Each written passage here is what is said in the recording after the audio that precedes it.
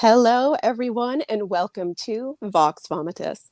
I am your host, Jennifer Ann Gordon, the author of Pretty Ugly, The Japanese Box, and Other Stories, as well as the Hotel series. Joining me today, as always, is my VOX VOMITUS vixen, Allison Martine, author of the BIRDBOX, which includes Dibs, Since September, Move on Melinda, Climb the Salmon Ladder, and Ranchers Take Manhattan. I got a new inhaler yesterday, so I was able to do all of that with one big, powerful you breath. You don't have to say them all. You really don't. You can just say now it's a challenge. I feel like I should be able to do it because I went to school for theater 30 years ago almost at this point. Anywho, today we have somebody that we have been longing to talk to for over a year now, Johnny Compton, Bram Stoker nominated author of The Spite House, his debut novel, and his latest release, Devils Kill Devils. Johnny, welcome to the madhouse that is VOX VOMITUS. Thank you so much for having me. Oh, this is a blast already. This is incredible. Yeah, you know, people are like, what kind of interview is it? I mean, you'll understand soon when we're like, what kind of Muppet would you be if you would be a Muppet? You know, hard-hitting questions. Look, we were already talking about the size of his microphone, so if you are watching That's not a euphemism, everyone. We're literally looking at the size of the microphone. But if you are listening to this on Spotify or something where you have no idea, right now Johnny's leaning back and rubbing his eyes. Trying to get out of the room. We're sorry. He's like, oh my gosh, what did I get myself into? Johnny, welcome to VOX VOMITUS. We're going to start with having you tell our listeners and our viewers a little bit about yourself and then a little bit about Devils Kill Devils. And then I have a really important question, but first you. Oh, well. I pressure. Can't wait for the important question based on, on everything that's transpired already. About myself, I'm an author based right now out of San Antonio, Texas. I've been in Texas since 1994, San Antonio since 1994. I first fell in love with horror stories and ghost stories when I was a kid in Mississippi. And I've been trying to and or actually writing stories since probably about 5th grade or so. And Devils Kill Devils, my second book, is about a young lady named Sarita Bardalis who has a guardian angel. And that guardian angel has saved her life several times. And then on her wedding night, the guardian angel shows up and beats her husband to death right in front of her. And so it turns out he might not be an angel after all. As you do. As you do. As you do. As you know, that honeymoon do not disturb sign on the door really is for that. That was part of the package of the honeymoon suite. And they just didn't read. You got to check your terms and conditions. You do. Anything you sign up for. They're like, we allow pets. We also will allow your guardian angel to bludgeon your husband's face off.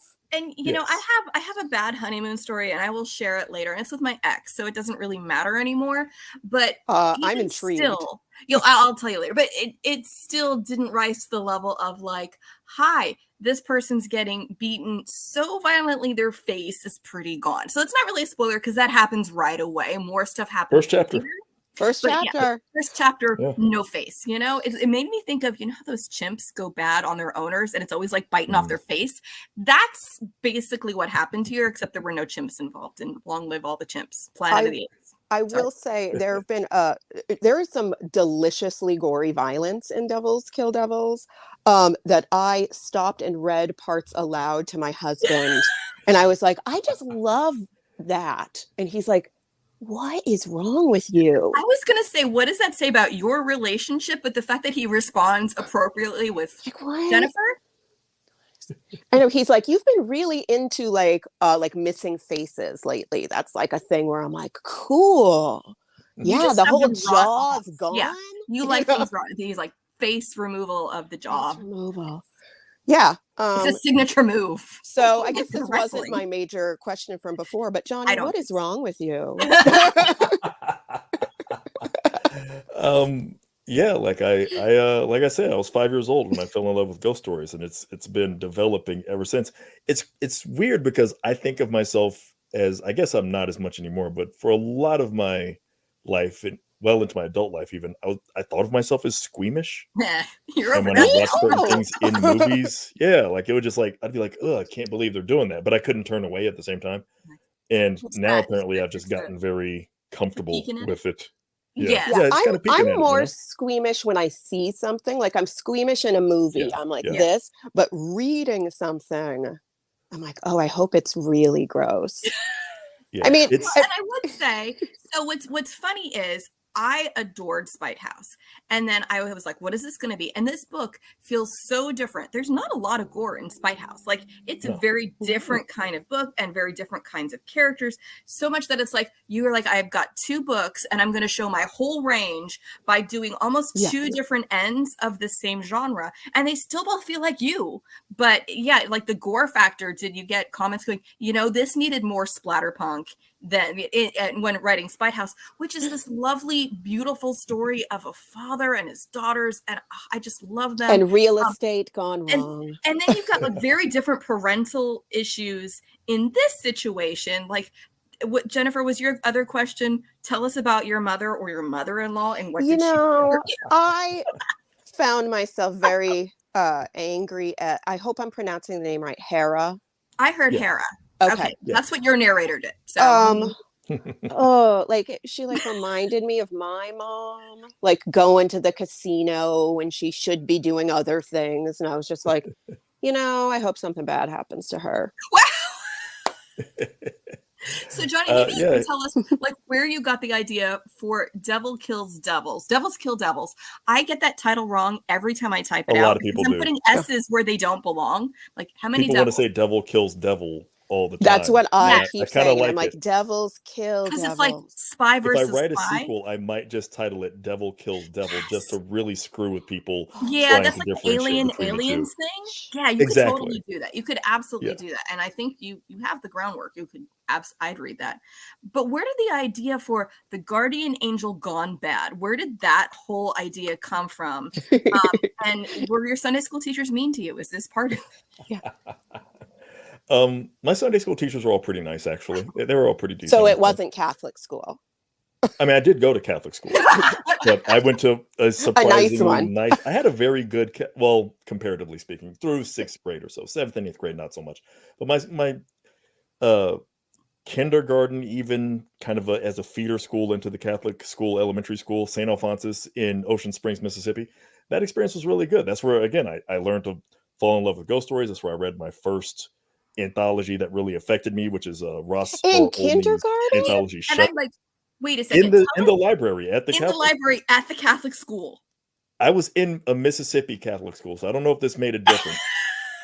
I joke about this, but I think it's legitimate. I think the nuns and the people that were involved, even the non people that weren't actually part of the clergy or clerical or what have you, the secular teachers, they exist too. Yeah. I think they were all very so devout that they were just not scared of the devil in the same way. So like to them, it was like, I remember we had Halloween like parties, and you could dress up as whatever you wanted to. There was no restriction of like, it can't be anything scary. Are you sure this was Mississippi? So I went to like, it was the 80s, and it was different. The 80s. I feel like people were, I mean, it was an intensity of like, I went to dare a the devil to show up. New England Catholic school. It's probably different. And it was different, though my Catholic preschool and kindergarten was called St. Andrew's Musical Kindergarten, and we had to, learn prayers and how to play the triangle and the recorder. But there were no ghost stories. No, we had no library. I think that was probably the idea didn't really have that inspiration or anything. The idea came from a really bad script that I tried to write when I was like in my early 20s. I want to say like I was maybe literally 20 years old. And I was writing about a woman who was an assassin, and it was really bad. And that was back when I thought I could write scripts. Was she La Femme Nikita? I mean, there was like a huge, it was like some La Femme Nikita, but because I love ghost stories, there was like a supernatural element where she could see the victim she had previously assassinated, and that was plaguing her. And she had also tried to kill herself, but it failed. But then her killer side was one of the ghosts she could see. So now she was trying to be retired and being pulled out of retirement, but her past self, which was a woman in black, would show up and be like, you need to learn how to kill again, and was kind of like coaching her up to kill again. I know you can see Allison and I's faces while you're explaining this, and we're like, oh wait. The idea I feel like was pretty cool. I was a bad writer at the time. I feel like I've always had some pretty interesting, far out weird ideas. but at the time I didn't know what the hell I was doing writing wise. And so to case in point, I had a line of very bad dialogue in there about this woman whose name was Penance, which is also really bad. No, I love it. On the nose, right there. And someone was telling her that she must have been born with a guardian devil instead of a guardian angel. And I forget exactly how the dialogue went, but it's really bad. And, but the idea of it is good. But I like it. And it goes to the nonsense I used to say where it's like, yes, you know, I have a perfect halo. The horns just hold it up just perfectly right there. You know, I really like that. I've been workshopping like what to write in the when I'm signing the book, when I'm about to go on tour and such. And one of the things I wanted to put was something to the effect of the angel on your shoulder has horns under its halo. Yeah, to whoever exactly. Because most people, for the Spite House, I settled on. For some of them, I tell them I just say, "Hey, there's a ghost in your hallway." And then, but what I settled on for most, if I'm personalizing it for you, I write your name and then I say, "Now the house knows your name." And so I want to write something creepy for everything. And so I like what you just mentioned there, Allison, with the horns or holding up the halo. It's interesting. I just thought you could just put a little happy face in the O for Johnny and then a little halo over it, like the way girls used to sign in with little hearts. I used to do that because there's an I in my name. Jennifer could probably do little hearts. They probably want more than that. If my penmanship wasn't abominable, I would maybe try. I feel like it works if you're a horror writer to have terrible handwriting, because then you're like, I have the handwriting of a serial killer. Yeah, serial killer, ransom note. It's all fine. Pharmacist. It kind of fits the vibe. Yeah. Exactly. If you were writing like a rom-com and it was like, "Hi, welcome to my creep book," they'd be like, "Oh, okay." Have you seen my handwriting, Jennifer? No, but I loved how in this book, in Devils Kill Devils, I can do it, maybe. You go from this horrific thing to these almost beatific scenes earlier, because we do get some backstory about these prior incidences, and then others where I'm going, you're just going to sit back and let that happen? You're not going to... No, that's all right with you? All right. And it really... I loved how even within the first couple chapters, I'm like, how morally gray is our main character here, and what kind of arrangement? I love all that. And I don't know if you're like, I'm intentionally making my main characters morally gray, because then I don't know. Do you want people to be like, do I want them to die? Who do I want to die next? Or are they just sitting there like Jennifer and I want bad things to happen? I want bad things to happen to this person. Not so much to you, not her. I love morally gray characters because I feel like it really does leave the story open to anything. And I just, that was I never want to write anybody who's just uninteresting. And to me, I think you run into the problem of uninteresting characters a lot of the time if somebody doesn't have any kind of flaws. But I don't want to overdo the flaws. I feel like sometimes people write in flaws of characters that are like, this is still supposed to be my lead character, and they're mean to puppies. How dare? Yeah, there's some things where it's like, we're going to make this person like do something horrible, and it's not even so much that you can't even have that. You can of course do that, but there is sometimes a sense where you can feel like somebody maybe doesn't have quite the grip on how horrible they've made the character, and they want us to still kind of have you been talking to my agent? Like, those sound like her notes about my work. She's like, can you please make her a little bit more likable? And I'm like, no. People have been telling me that about me. Like, well, whenever I get the thing like people aren't connecting with your main character, I'm like, the main character was me. Yeah. Oh. Like, what are you saying about my personality? I try to in my mind, I think of like, so people are very divided on the sitcom, or some people are, I guess, Always Sunny in Philadelphia, which I personally think is hilarious. I know a lot of people, it's not their cup of tea. Totally understand that. And those characters are reprehensible. Yes. Thoroughly. But the one thing the show does that I feel like it makes it work is that every once in a while it reminds you that they secretly deep down when there's just like something that manages to connect them, actually kind of care about each other. And it's had like sincere moments where like the most like the lowest member of their strange internal caste system, Charlie, who is like literally just like the janitor who's illiterate on the team and who eats cat food before bed and stuff like that. The one whose hobbies are magnets and his and he likes ghouls. Knees for some reason. Yes, and he likes ghouls. Such a weirdo. But like they have an entire episode where the gang gets together and like they found his dream book and they try to give him his best day. And he's really appreciative of it at the end. And it's just such a weird, out of nowhere, sweet moment. And it's like every once in a while, just show that they're capable. Doesn't have to be like consistent, but are they capable of love? It's interesting because that's kind of where I try to go with Hera. I was going to say, you're talking about Hera right now. Yes. I mean, she's a pretty despicable person, but like, she kind of is, yeah. There's a capability of love that is deeply seated in there.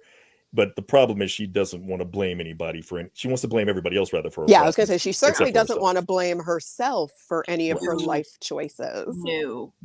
Well, and I feel like you hit a couple different parts of the family dynamic so well with, first off, weddings, and oh my God, and just how bad weddings are and what awfulness it brings out of pretty much everybody ever. And there is a reason there's a whole show called Bridezillas, and it wasn't even the Bridezilla in this case. It's, the mother-in-law who is like, but this should be about me, and how is it not about me? And if it isn't, then I'm not coming. And I'm not going to say more, but there were people who were not at our wedding who had been invited to our wedding. And I'm talking about current husband, not ex-husband, who were invited and had then been basically asked maybe if that was how they were going to be not to come. And again, dealing with divided families and how ugly that is. And it's like, still, their wedding seemed like it was a beautiful day.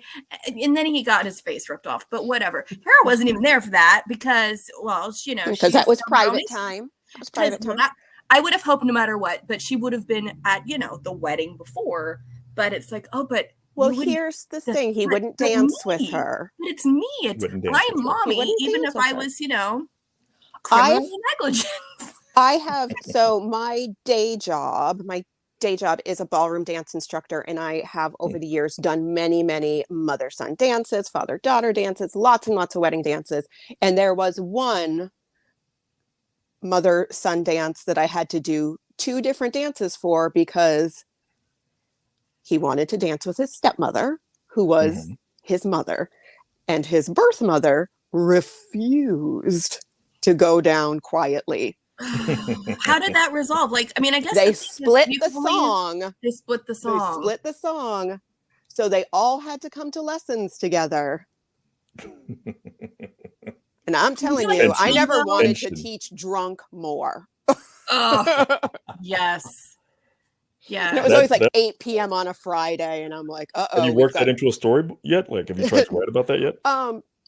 I do have a collection of essays, but I haven't thought of that one. And now I'm like, why didn't I? That needs to be in there. Absolutely needs to be in there. No, and it's pretty like good. Weddings bring out like the weirdest and the worst and things. So I guess this is the time to tell the inappropriate honeymoon story.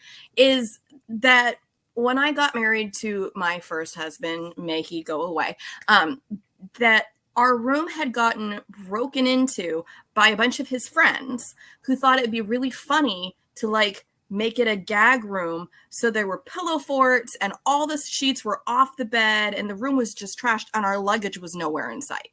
And like I had my birth control in there, kind of needed all that stuff.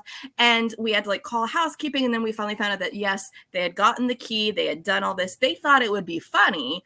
And here we are, like after our long day, we just want to have the room and do the things you want to do honeymoon night without, any guardian angel showing up. But we're there and we're figuring out what's going on. And I, at the time, you can't tell now because I've got my big old nerd glasses on, I wore contacts and my eyes were killing me and I didn't have any of my contact stuff. So I took one of the cups that they have just in hotel rooms, put my contacts in there. And then when the people were cleaning the room, they took my contacts and it was all just this whole thing. And the one person who actually felt bad about it afterwards is a dear friend. And she was like, I feel so bad. It was supposed to be funny. I shouldn't have let them do it. I wasn't really part of it, but I knew about it and I probably could have stopped it, but didn't. And then she ended up giving us like a bed and breakfast weekend to make up for the fact that our first honeymoon night was just completely was just like, where are my birth control pills? No, I can't see and I don't have my pill. That's real fun. Romantic. Isn't it? So fun. Romantic. That's all right. That didn't last. I mean, that's the way you dream it up right there. Yeah, that's like chef's kiss. Perfect. I want to talk about Babyhead Mountain. And I am so I was in Texas Hill Country this summer, and I am so upset that I didn't know about Babyhead Mountain. It should have been on one of the ghost tours I took. Yes. But then today I was like looking at a map. I'm like, how far away was I from Babyhead Mountain this entire time? It was pretty far. I was going to say, Texas is huge. And I feel like you were up in Austin. You were nowhere near. I was in Fredericksburg. You were Fredericksburg. Okay, then I don't even know. Fredericksburg's not that far. 42 minutes from Babyhead Mountain. That would have been worth the drive. Yeah. I know. I was like, that would have been worth it. Yeah, I was in Austin and then at Fredericksburg. That's the hill country part. But Babyhead Mountain, I don't want to give like too much away, but I just feel like what an amazing name. Yeah. What terrible stories. How did you find out about it? How did it affect you? Like you said, you've been in Texas since 1994. Have you just been thinking about this the whole time? Staring at the mountain going, gotta use this. So, I knew that I wanted a place in the hill country for the kind of compound where certain things are going to take place in the story. And I'd been out in the Fredericksburg area. I passed Fredericksburg, and I was just driving around. This is going to kill you, Jennifer. I was just driving around. And you like saw it in the distance? I passed, there's a little plaque on the side of the road, and it says Babyhead Cemetery. And I was like, what the hell is that? Yeah, that just sounds so wrong. It amazing. Horrific. Terrible. But I was like, I'm a horror writer. What am I not going to pull over? And so that's your siren song. Pulled over. It was calling to me. Yes. And I pulled over and I read the little placard that described the history. And then immediately I started getting on my phone to research some more of the potential history. It's in the back of the book explained. I'm not going to spoil it for anybody here, but there are some macabre stories about why it got the name that you can probably guess. There's also the almost certain truth of it, which is much more mundane, which again is in the back of the book in the author's notes. You can find it online, but it's harder to find than the legends. So you'll probably run into the legends before you run into the boring, non-violent explanation. But of course, for the purposes of the story, I went with the things that are more interesting and you had to. Horrific. And just with a name like Babyhead Mountain. Babyhead. It's Texas too, so we're embellishing. It's not a mountain by anybody's definition. I know, because when I looked it up today, it was like standing 220 feet above the earth. I was like, oh. We've got a couple of those in the hill country where it's like Mount Baldy, I think is another one. And it's like Mount is a lot. When I went to Fredericksburg, everyone's like, oh, as a New Englander, you're going to love it. It looks just like New England. It's all mountains. And I was like, oh. And then I was there and I'm like, well, it is very pretty, but I didn't at one point in time go, spot on. Looks exactly like the White Mountain. This is New England. No, it's so far from any of that. I drove to StokerCon. Everybody from StokerCon Pittsburgh from 2 years ago knows this already because I couldn't shut up about it because it scarred me for life because I don't like heights.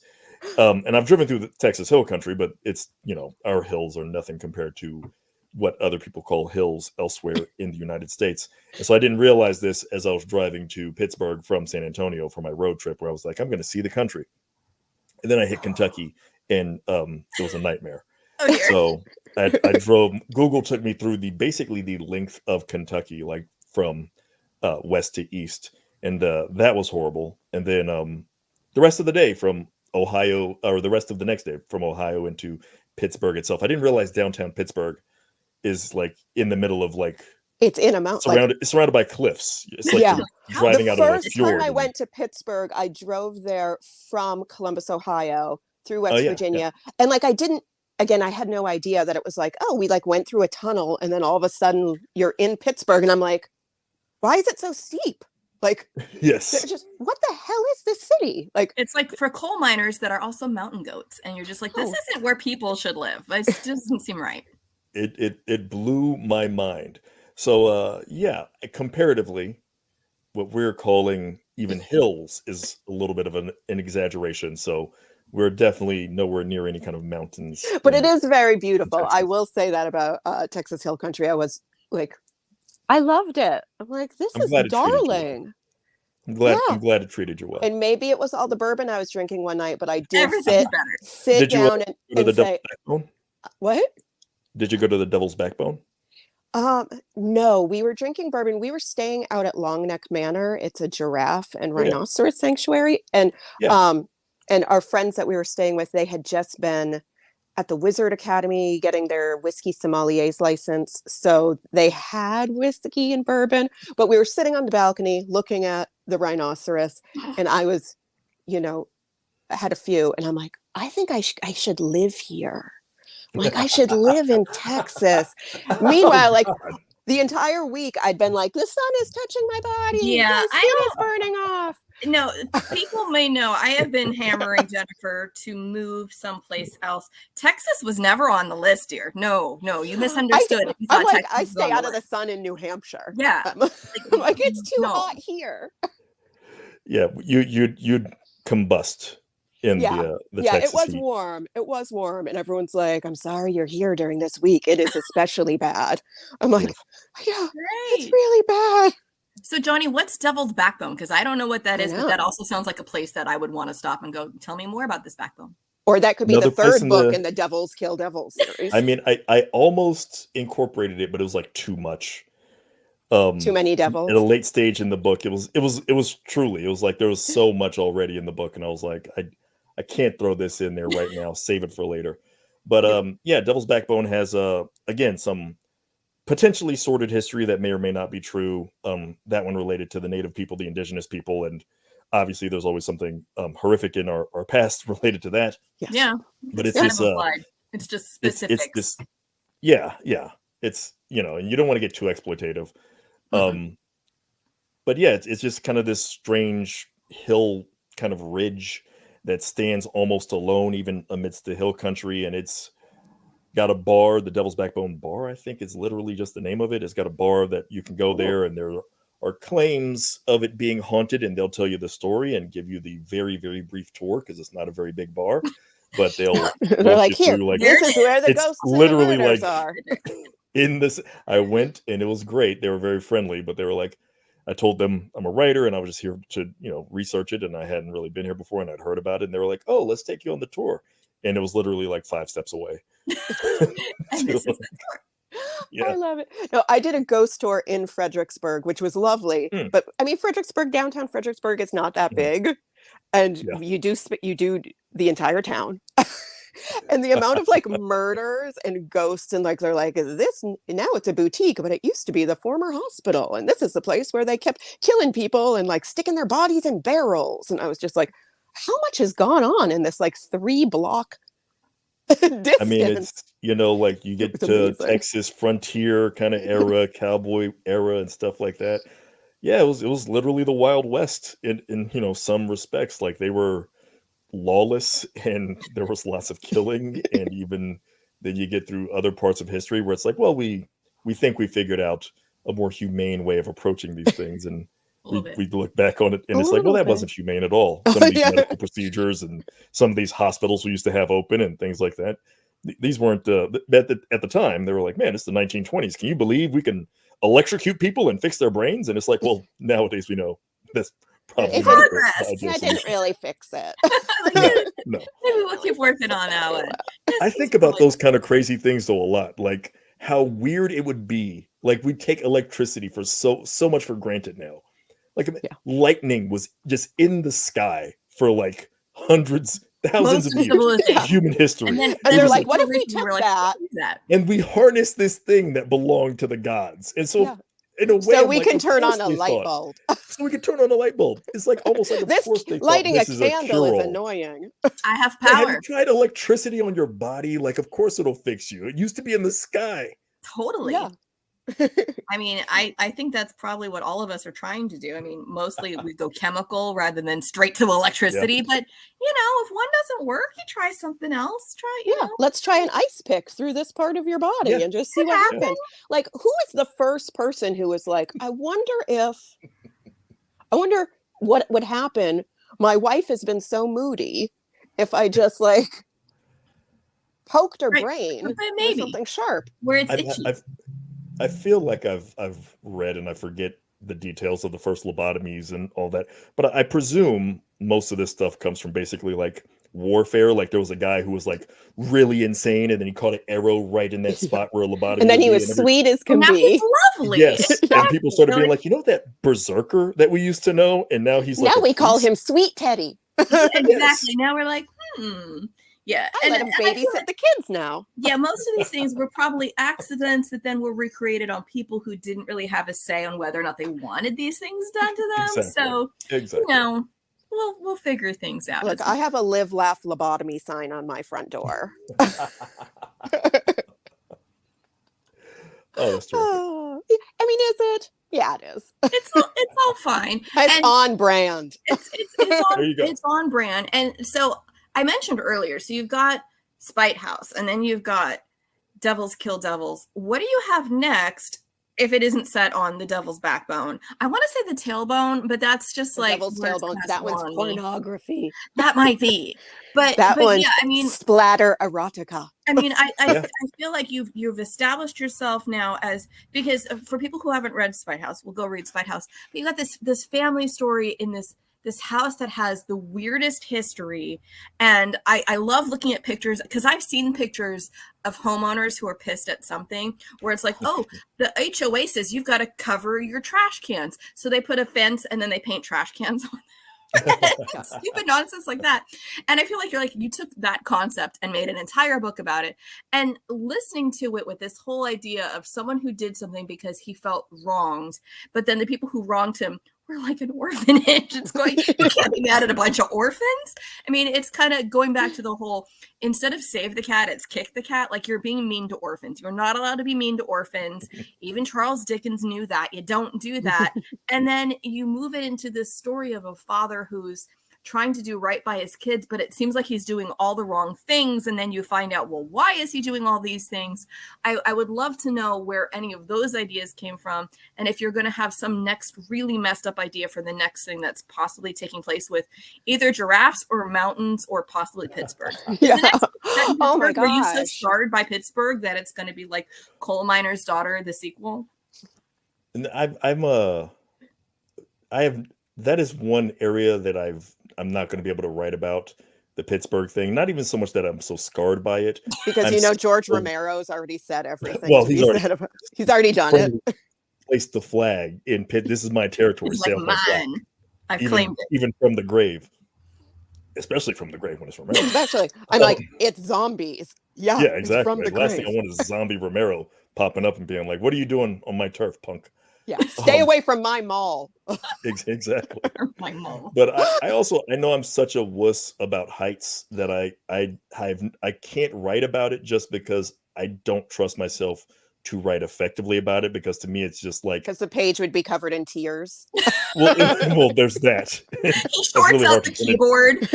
Tears onto it's really it. hard to turn into your editor. You've got, why is the paper wet? It's all smeared. You got to use a higher quality of ink, first of all, Johnny. But there's also like, I feel like I'm just going to write something where it's like, and then he looked down and it was like 10 stories down. And I think that's scary enough because my heart is flying off out of my chest. And everybody else is like, it's pretty standard. It's pretty normal. And I'm like, that's my office. Exactly. This is my worst nightmare. A really parking on a really steep hill. Oh yeah, exactly.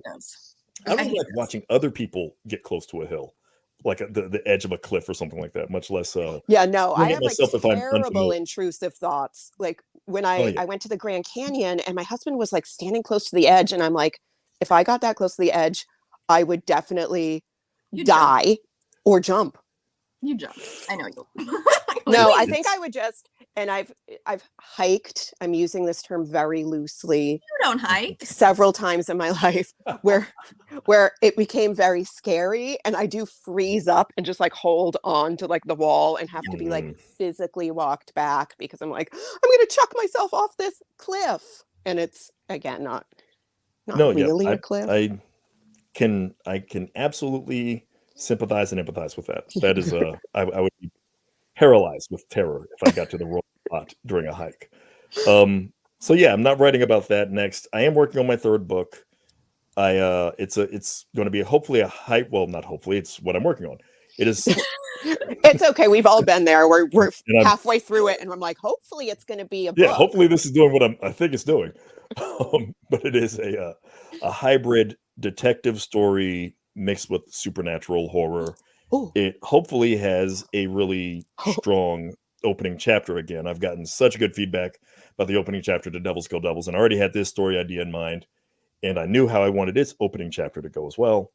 And I don't know if it's quite the same shock, but it hopefully will elicit a good response from a good people. Visceral response. Yeah, I don't know. I feel like somebody's face getting, pummeled. The beloved husband. The beloved husband. Like, it's really so on like romantic. page like They're so happy 2 or together. 3. I know. Yeah. Like, you're just he like, seems so nice.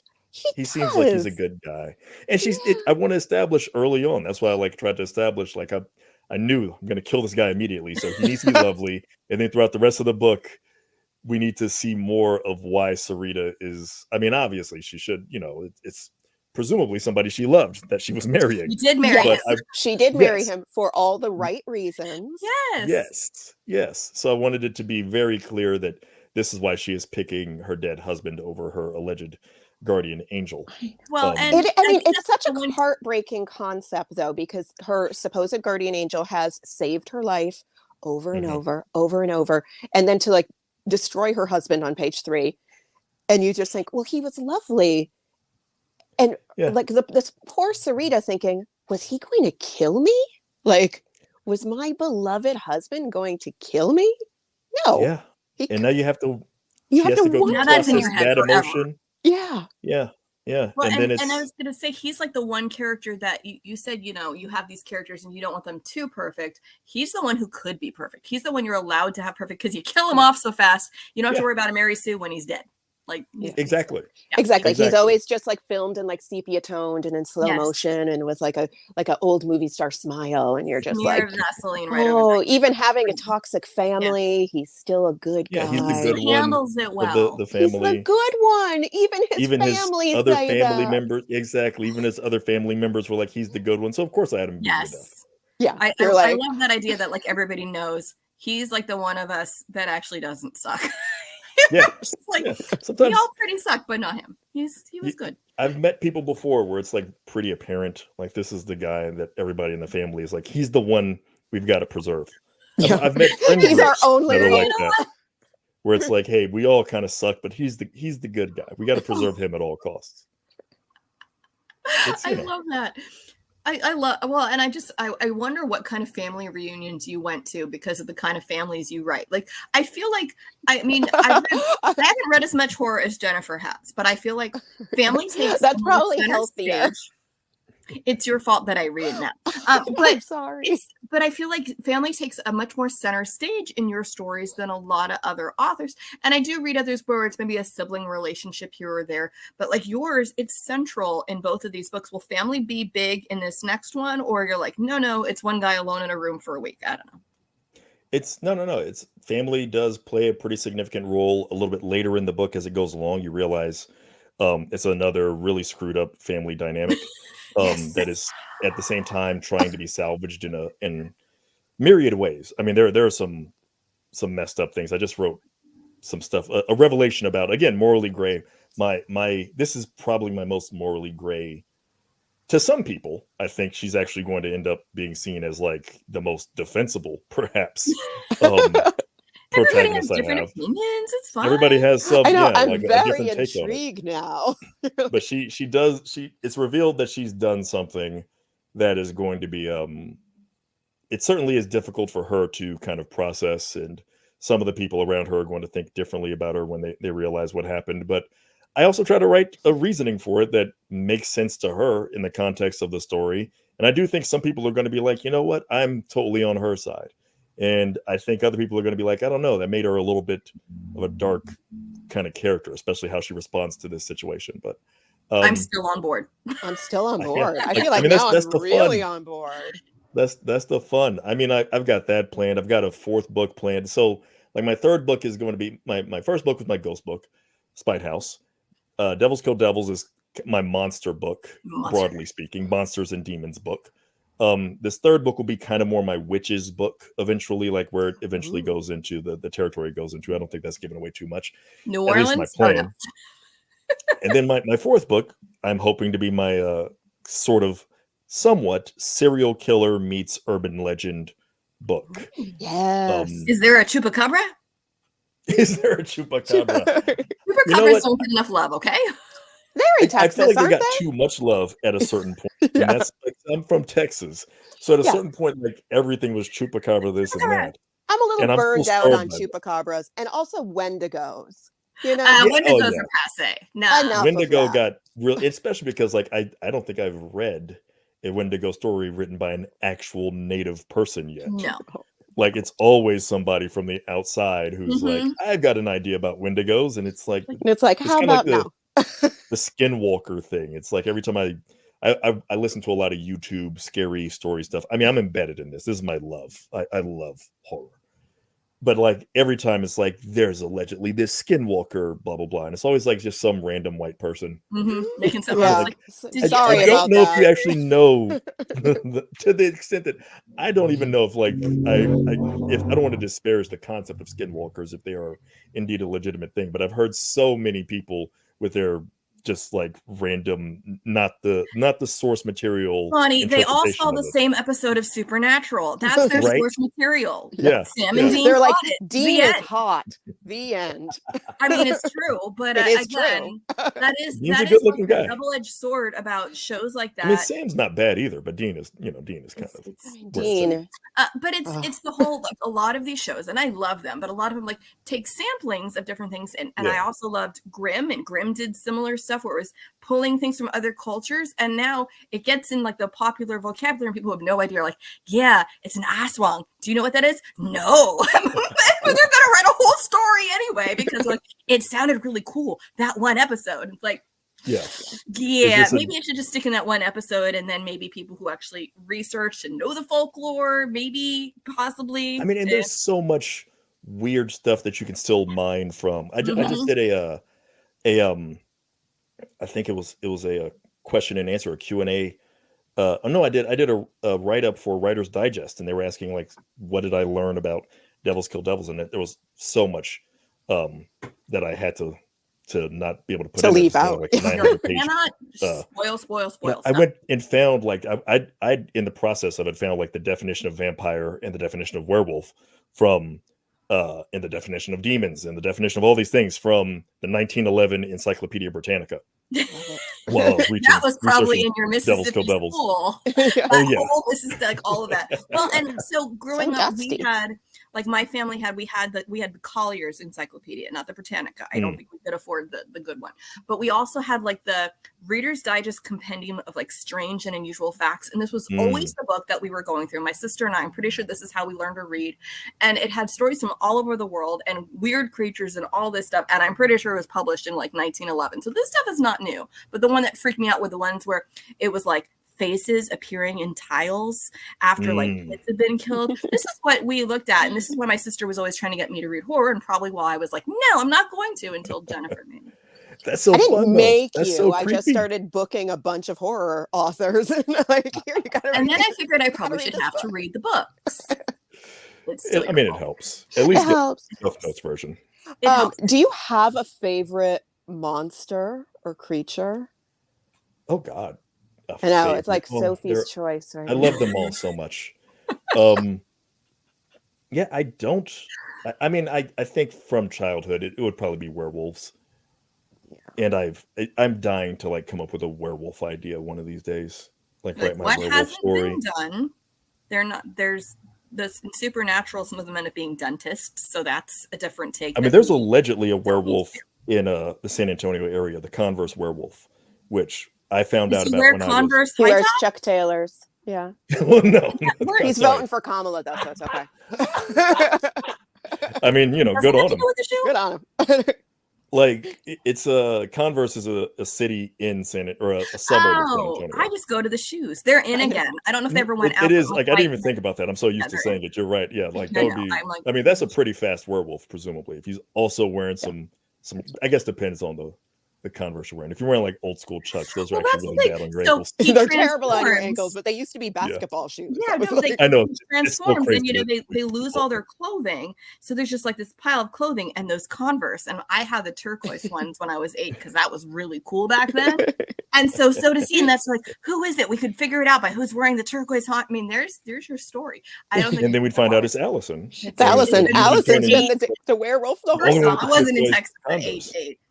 But it could be. But I mean, this does sound like a vernacular level of horror here, not like anything really super scary. But you could certainly be writing middle grade. I hear there's a need for middle grade horror. I've thought about that. I mean, my problem is I wouldn't know how to write for middle grade horror because the stuff I was reading when I was in middle grade was not middle grade. Well, like again, I was reading like Pet Sematary when I was 10. That's not middle grade. Well, even the stuff that was marketed as like grade school horror when I was a kid, the stuff I got from the library, like that anthology I mentioned, the opening story is by Robert Bloch, who is the author of Psycho. It is not a story for children. Yeah. But I have that book still I have it in my library over here. It's the whole idea that like it wasn't so long, so kids could probably read it. They're like, did we actually read what was in it though? Yeah. It's like if it's short like ages 7 and up or something like that. And it's like, oh no, this is. And when I was a kid, I was like, sure, like, yeah, I totally. And now, like, I've read it as an adult, and I'm like, none of these were written for children. No, and they literally were like, it's not that long, and there's no swearing. Have at it, exactly. kids. Right. If there's no swearing and no sex, then it's like fine for kids. But it was the 80s. It was a no somebody's head off at the end of the story, and it's fine. We're Gen X. Nobody was paying attention to what we were doing. The things that we watch now, like I have a hard time because like my kids, there's so many things I watched as a kid. I'm like, that was not appropriate. You should be watching any of this. And I have my eldest, which is funny because my other 2 kids would probably be fine with it, but my eldest is very sensitive and gets scared really easily, and she's very sensitive about anybody getting hurt. I'm like, I can't show you any of the movies that scarred me as a child because they scarred me as a child. Yeah. And you get scarred by like, we're watching Lord of the Rings and she nopes out because they're torturing Gollum to find out the Shire, Baggins. No, that's sweet. It is. And I'm like, meanwhile, when I was 11, I was writing a Nightmare on Elm Street sequel and turned it in for a school project. And your teacher's just like, my teacher wrote no on it. No. I didn't get a grade. He wrote no. Jennifer, you're speaking to my heart. Like I was about 11 years old. Do you want me to write something else? And he was like, no, we're good. Please don't. When I was 11 years old, I was writing my slasher villain stories too. So that mine was like simpatico. Kind of like, I mean, I realize now it was like fan fiction because it was definitely like a Nancy Freddie like romance. You were doing the it was so awful. But back he then, killed Nancy and Freddie bullied me on the bus. Yeah, you're already shipping characters. Yeah, it was Francie. It even has a good smush name. Well, that's it. The project I'm working on right now. No more going back to this. Francie fiction. I'm writing Francie fiction. I love the Francie fiction.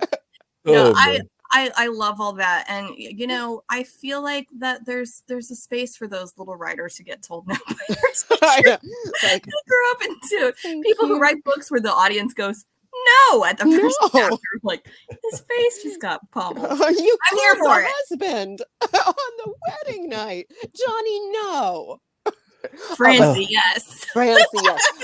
So on that note, I know we said Johnny no, but Johnny, yes. Johnny, yes. Devils kill devils. Also, the Spite House, definitely. But yeah. Congratulations on everything. So you are a delight. Please come back, whenever you want, even if you just want to talk about, Texas monsters or like read us the stories you wrote in 5th grade. That would be if you still have those squirreled away somewhere. That's always whatever books you could just do read louds from that encyclopedia if you want. I'm here for it. Johnny, thank you so much, and congratulations again on the release of Devils Kill Devils. Everybody who is watching this, we are off for 2 weeks because I'm leaving for vacation. So I know, bye. Can't wait. She's like leaving right now. Yeah, leaving right now. Bags are packed, ready to go. Oh, that's a song. Any hoops? Yeah, something. Yeah. Thank you, everybody. Johnny, thank you, and we will see you all in